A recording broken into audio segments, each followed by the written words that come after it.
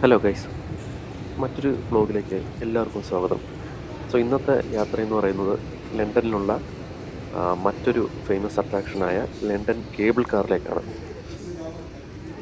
മുമ്പ് എപ്പോഴെങ്കിലുമൊക്കെ കേബിൾ കാറിൽ കയറിയിട്ടുള്ളവർക്ക് ഇത് അത്ര വലിയൊരു അട്രാക്ഷനായിട്ട് തോന്നത്തില്ല. കാരണം ഈ ഒരു കേബിൾ കാർ മൂവ് ചെയ്യുന്നത് വലിയ മലകളുടെ നടുക്കൂടോ അല്ലെങ്കിൽ ഒരുപാട് ലോങ് ഡിസ്റ്റൻസ് ആയിട്ടുള്ള ഒരു കേബിൾ കാർ അല്ല ഇത്.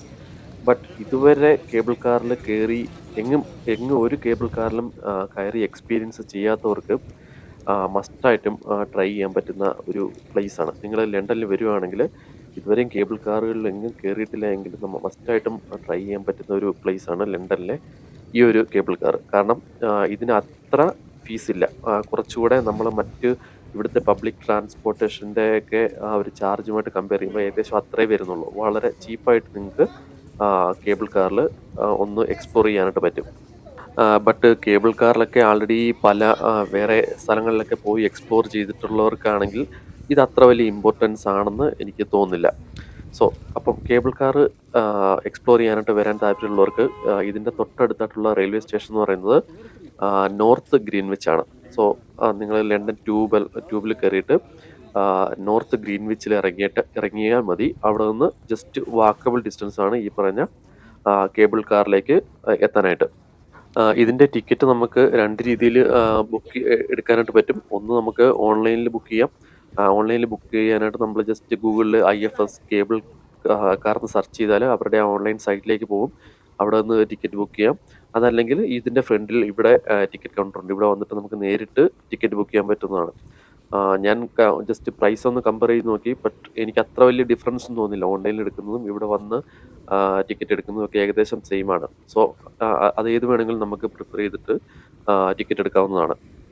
അപ്പോഴും നോർത്ത് ഗ്രീൻവിച്ചിൽ നമ്മൾ ഇറങ്ങിയിട്ട് ജസ്റ്റ് അതിൻ്റെ പുറത്തേക്ക് കുറച്ച് നടക്കുമ്പോൾ തന്നെ നമുക്ക് ദൂരെ നിന്ന് ആ കേബിൾ കാർ ഇങ്ങനെ മൂവ് ചെയ്യുന്നതും അതിൻ്റെ ആ ഒരു ഓഫീസും ഒക്കെ നമുക്ക് ഓഫീസ് അത്ര ദൂരെ നിന്ന് കാണത്തില്ല. ബട്ട് കേബിൾ കാർ ഇങ്ങനെ ദൂരെ നിന്ന് വരുന്നതും പോകുന്നതായിട്ട് നമുക്ക് കാണാനായിട്ട് പറ്റും. ഈ കാണുന്നതാണ് ഇവിടുത്തെ ടിക്കറ്റ് കൗണ്ടർ. ഇപ്പം ഞാൻ വരുന്ന സമയത്ത് അത്ര വലിയ തിരക്കൊന്നും കണ്ടില്ല. ഒരുപക്ഷെ ഞാൻ വന്ന ടൈം ഈ ടൈം ഒരു സീസൺ ടൈം ആയിരിക്കില്ല. ഒരുപക്ഷെ സമ്മർ ടൈമിലൊക്കെ ഇവിടെ വരുമ്പോൾ കുറച്ചുകൂടെ തിരക്ക് അനുഭവപ്പെടാം. എന്നിരുന്നാലും ടിക്കറ്റ് കിട്ടാനായിട്ട് അത്ര ബുദ്ധിമുട്ടുണ്ടെന്ന് എനിക്ക് തോന്നുന്നില്ല. ഇവിടെ വന്നാലും ടിക്കറ്റ് നമുക്ക് എടുക്കാനായിട്ട് പറ്റും. ഇവിടെ വന്ന് കുറച്ച് നേരം നിന്ന് ടിക്കറ്റ് എടുക്കാനായിട്ട് ഒരു 5 മിനിറ്റിനകത്ത് ഞാൻ ക്യൂ നിന്നു. അങ്ങനെ ക്യൂ നിന്നിട്ട് ടിക്കറ്റ് എടുക്കാനായിട്ട് ചെന്നപ്പോഴാണ് അവർ പറയുന്നത് ശരിക്കും നമുക്ക് ഒറ്റയ്ക്കാണ് പോകുന്നതെങ്കിൽ, നമ്മളുടെ കൂടെ വേറെ ആരും ഇല്ല, സിംഗിളായിട്ടൊക്കെയാണ് പോകുന്നതെങ്കിൽ ടിക്കറ്റ് തന്നെ പർച്ചേസ് ചെയ്യേണ്ട കാര്യമില്ല. നമ്മളുടെ ഡെബിറ്റ് കാർഡ് അല്ലെങ്കിൽ ക്രെഡിറ്റ് കാർഡ് നമുക്ക് ജസ്റ്റ് സ്വൈപ്പ് ചെയ്താൽ നമുക്ക് ഇവിടുന്ന് അകത്ത് കയറാൻ പറ്റും. ഫിസിക്കലായിട്ടുള്ള ടിക്കറ്റിൻ്റെ തന്നെ ആവശ്യമില്ല. ലണ്ടനിൽ ട്രാവൽ ചെയ്യുമ്പോൾ നമുക്ക് ജസ്റ്റ് എല്ലാ മെട്രോ സ്റ്റേഷനിലും അല്ലെങ്കിൽ ബസ്സുകളിലും നമുക്ക് ടാപ്പ് ചെയ്തിട്ടുണ്ട്. ആ ഒരു രീതിയിൽ എല്ലാ ട്രെയിൻ സ്റ്റേഷനിലും നമ്മൾ ടാപ്പ് ചെയ്യുകയും ടാപ്പ് ഔട്ട് ചെയ്തിട്ട് കയറുന്നത് പോലെ നമുക്ക് ഇവിടെയും കയറാനായിട്ട് പറ്റും. പ്രത്യേകിച്ച് ഒരു ടിക്കറ്റ് എടുക്കേണ്ട ആവശ്യമില്ല. അത് എനിക്കറിയില്ലായിരുന്നു. അതുകൊണ്ട് ഞാൻ അവിടെ ക്യൂ നിന്ന് കുറേ നേരം വെറുതെ വേസ്റ്റ് ചെയ്തു. അതർവൈസ് നമുക്ക് ക്യൂ നിൽക്കാതെ തന്നെ നേരിട്ട് ഇവിടെ വന്ന് ജസ്റ്റ് ടാപ്പ് ചെയ്തിട്ട് കയറാമായിരുന്നു. പിന്നെ നമ്മൾ വരുന്ന ടൈമിൽ ഇവിടെ ഭയങ്കര തിരക്കൊന്നും ഇല്ലാത്തതുകൊണ്ട് തന്നെ ഒരു ഫാമിലി ആണെങ്കിൽ നമുക്ക് ഫാമിലിയുടെ ആ ഒരു ഒറ്റ ഫാമിലിക്ക് മാത്രമായിട്ട് ആ ഒരു കേബിൾ കാർ ആ ഒരു ചെയർ കാർ നമുക്ക് യൂസ് ചെയ്യാനായിട്ട് പറ്റും. മറ്റാൾക്കാരൊന്നും കയറാതെ തന്നെ. ഇത് സമ്മർ ടൈമിൽ അല്ലെങ്കിൽ തിരക്കുള്ള ടൈമിൽ എങ്ങനെയാണെന്ന് അറിയില്ല. ബട്ട് അല്ലാത്ത ടൈമിൽ, വലിയ തിരക്കില്ലാത്ത ടൈമിൽ നമ്മളിവിടെ വരികയാണെങ്കിൽ നമുക്ക് ഒരു ഫാമിലിക്ക് മാത്രമായിട്ട് നമുക്ക് വേണമെങ്കിൽ ഒരു ചെയർ കാർ നമുക്ക് യൂസ് ചെയ്യാനായിട്ട് പറ്റും.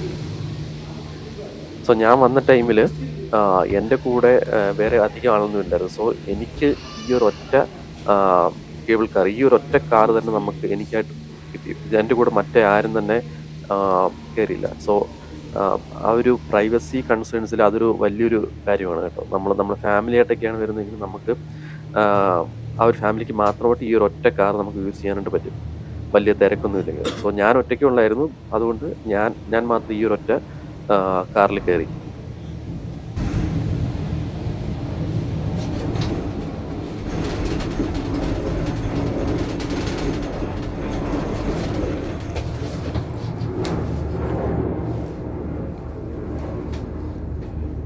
അങ്ങനെ ഞാൻ കേബിൾ കാറിനകത്ത് നമ്മൾ കയറി.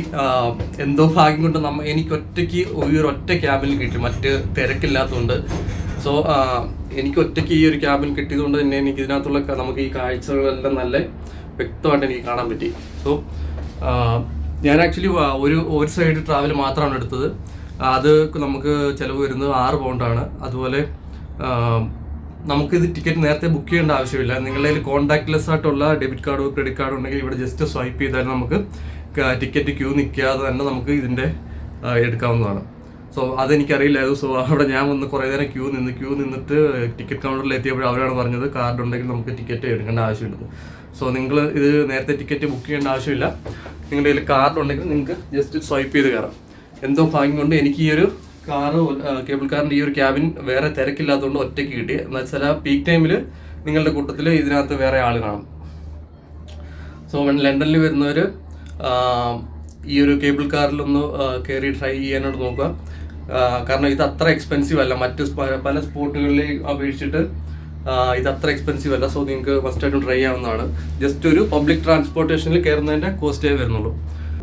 സോ ആദ്യം ഞാൻ പറഞ്ഞതുപോലെ തന്നെ ഈ കേബിൾ കാറിൽ ഇരുന്നാലും നമുക്ക് നല്ലൊരു എന്താ പറയണ്ടേ, ലണ്ടൻ്റെ ആ ഒരു നല്ല ഒരു വ്യൂ കിട്ടും. അതാണ് ഇതിൻ്റെ ഒരു മെയിൻ അട്രാക്ഷൻ. പിന്നെ ഇത് ഒരുപാട് ദൈർഘ്യമുള്ള ഒരു കേബിൾ കാർ ഒന്നുമല്ല. സോ അത് പ്രതീക്ഷിച്ചിട്ട് നമ്മൾ വരണ്ട.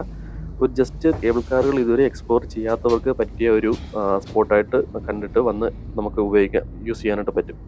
ഇത് നമ്മൾ തേംസ് നദിയുടെ കുറിയാണ് ഈ ഒരു കേബിൾ കാർ അവർ ഓപ്പറേറ്റ് ചെയ്യുന്നത്. സോ ആ ഒരു കാഴ്ചകളൊക്കെ കാണാനായിട്ട് അത്യാവശ്യം കുഴപ്പമില്ല. സോ ഈ ഒരു പ്രൈസിന് ഇത് വലിയ കുഴപ്പമില്ല എന്ന് തന്നെയാണ് ഞാൻ പറയുന്നത്. ഇതുവരെയും വന്ന് കാണാത്തവർക്ക് ജസ്റ്റ് ട്രൈ ചെയ്യാൻ പറ്റുന്ന ഒരു ഏരിയയാണ്.